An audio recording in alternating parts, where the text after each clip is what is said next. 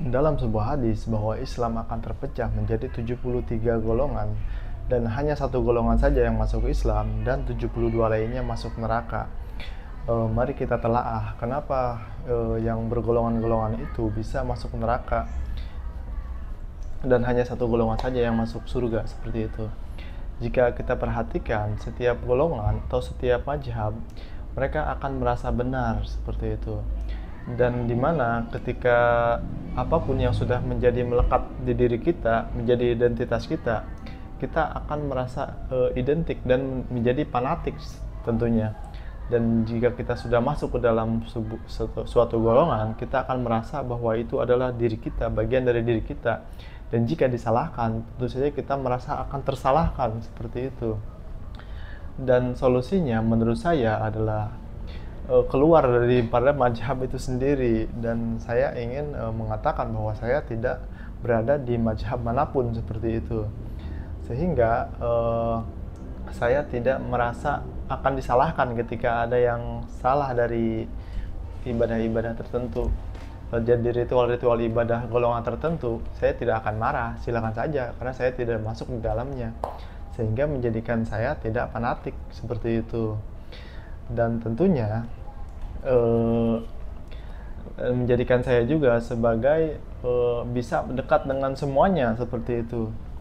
Jadi saya bisa bergabung dengan Ahlus Sunnah wal Jamaah, dengan NU, dengan yang disebut Wahabi, yang disebut, dan semuanya menurut saya semuanya baik-baik, seperti itu.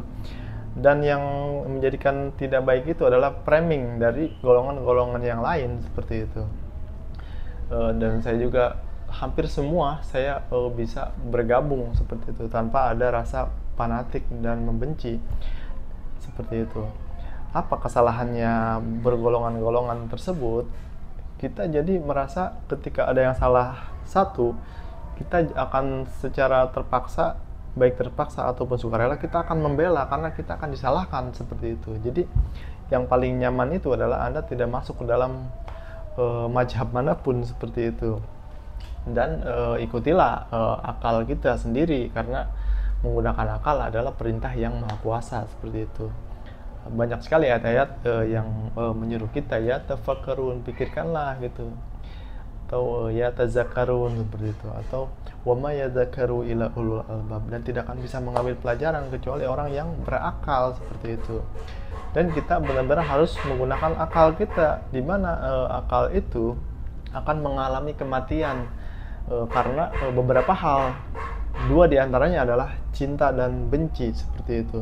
Dan jika kita sudah melekatkan sesuatu kepada diri kita, kita akan mencintai hal tersebut, dan kita akan melindungi dia, seperti itu, supaya jangan dicaci maki, dihina oleh orang lain, walaupun itu adalah golongan ataupun anak kita ataupun istri kita. Jika kita disalahkan oleh orang, kita akan marah karena kita merasa identik, karena itu merasa bagian diri kita, seperti itu.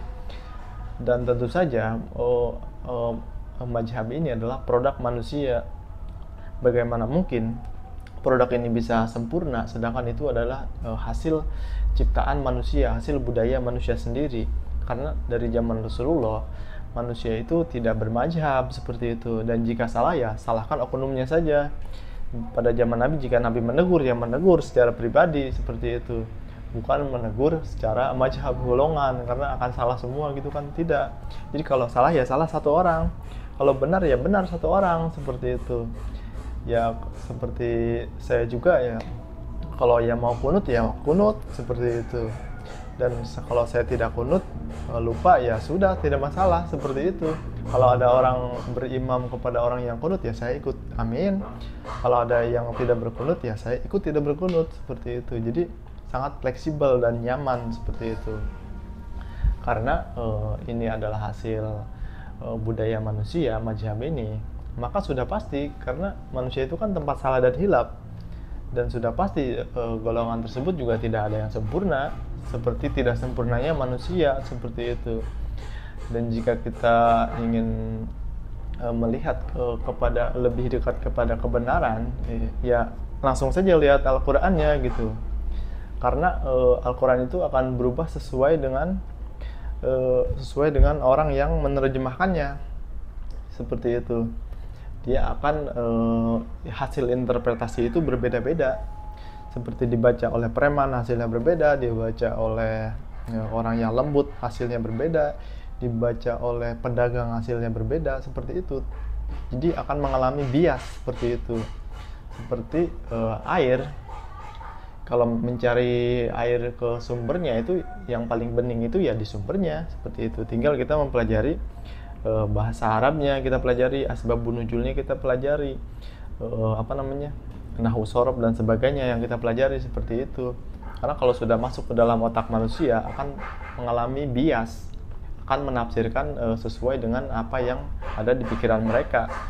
Sudahlah dari orang ini bias, diajarkan lagi, bias lagi, semakin mengalami pembiasan dan pembiasan, seperti itu. Ya kalau kita memang ingin melihatnya secara lebih jernih, lihat langsung dalam Al-Qur'annya, seperti itu. Bukan hanya dibaca seminggu sekali, yang dibaca surat itu aja.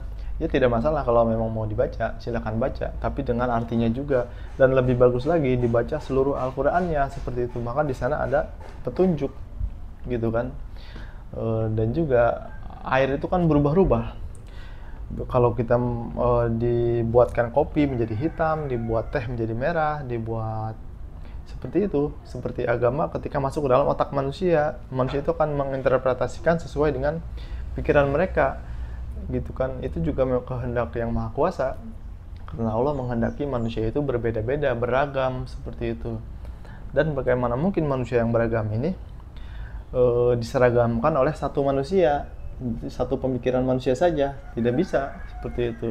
Karena yang paling netral itu adalah yang paling netral itu adalah apa yang sudah ada di Al-Quran itu sendiri.